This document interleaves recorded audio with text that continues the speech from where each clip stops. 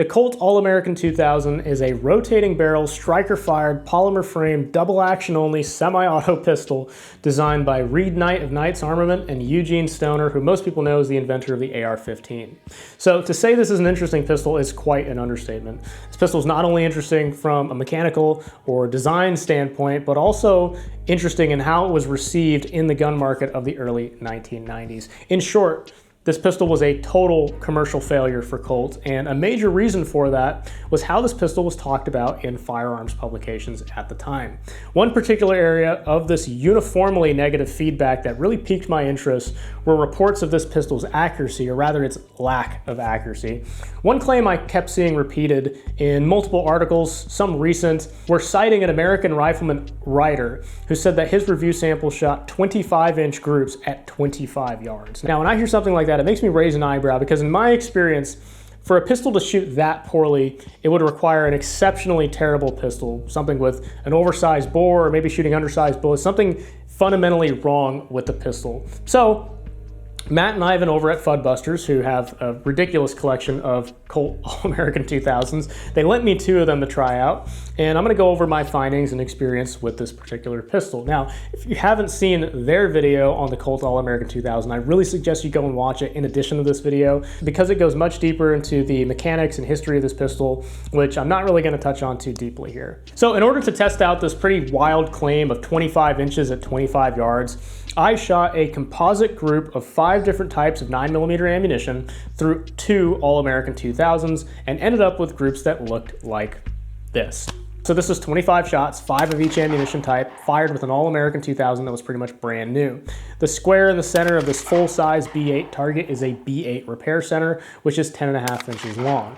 And you can see the group is just slightly less than that horizontally and vertically. After shooting an additional 25 shots with a much more worn out pistol on top of this group, my group grew to about 11.5 inches horizontally and vertically. This was all shot with 2 hands, unsupported, and unfortunately I did spend a lot of time dealing with stoppages with one of the pistols, which probably didn't contribute positively to my shooting ability during the test. But as we can see, a super rigorous scientific test isn't really necessary to tackle a pretty outlandish claim like 25 inches at 25 yards. And just to be clear, an 11-inch group is over 4 times smaller than a 25-inch group at the same distance, because groups cover an area. They're not a single dimension, even though we tend to talk about them in a single dimension.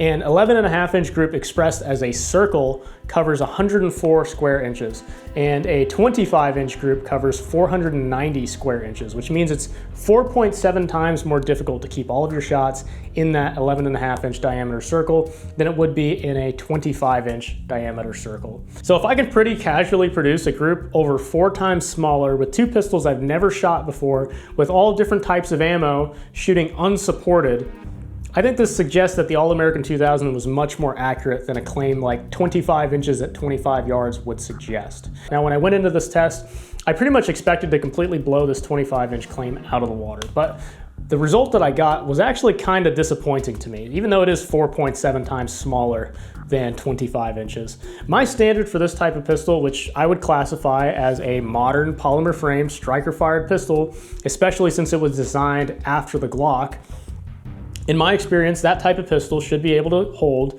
a 10-shot, 4-inch group at 25 yards shooting unsupported from my hand. In fact, after I was done shooting the All-American 2000, I went and shot a 17-round group using a mix of the same 5 ammo brands with a stock Glock 17 that was made in 1989. So very much so the contemporary to a pistol that would have been made between 1992 and 1994. And that Glock Gen 2 casually put down a 5.5-inch group at that same distance. So if you compare the group from the Glock to the All-American, you can see that the Colt's group is much more of a pattern without as much clustering towards the center.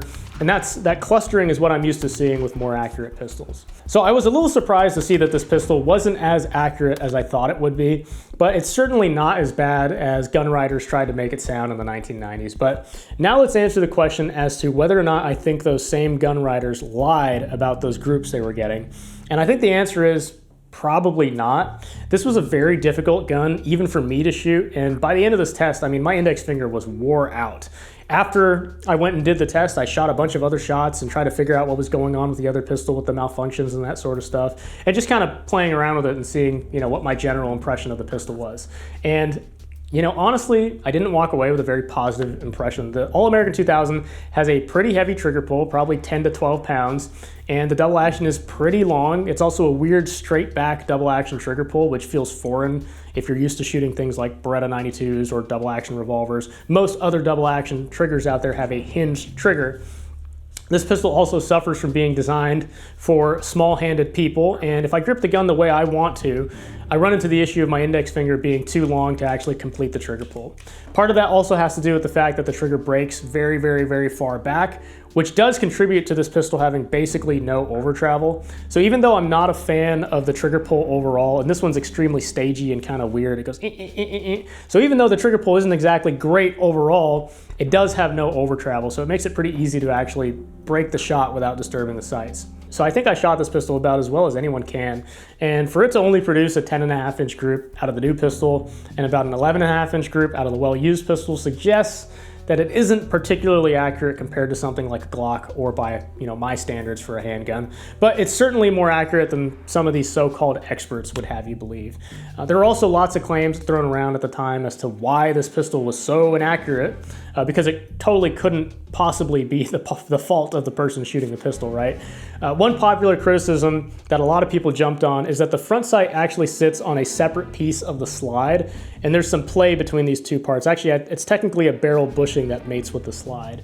On this well-used pistol, I measured this play between the slide and the barrel bushing at about 30 thousandths of an inch, which is pretty significant.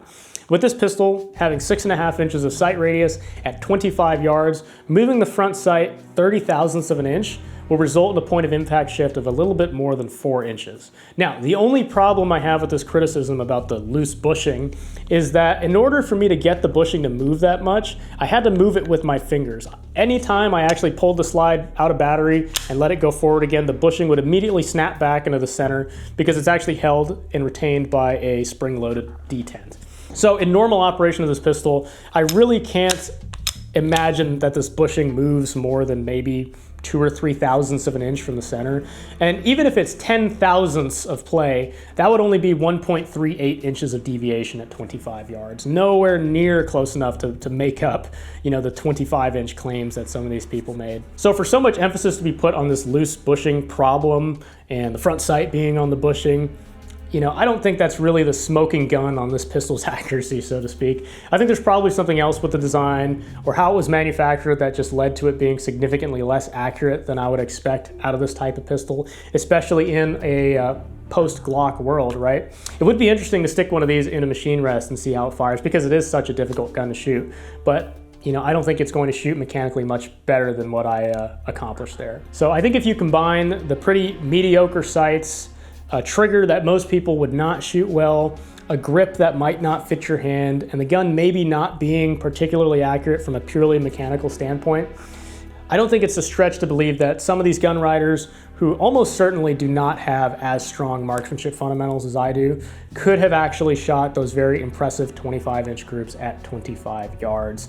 And whether or not that's the fault of the gun, for that particular person, if they are shooting those types of groups with the pistol, it is utterly useless to them. So the end result would essentially be the same to that person. They're probably not going to want to buy an All American 2000.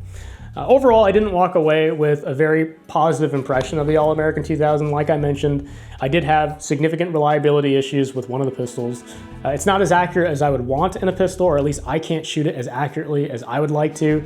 And ergonomically, it forces me to hold it in a weird way.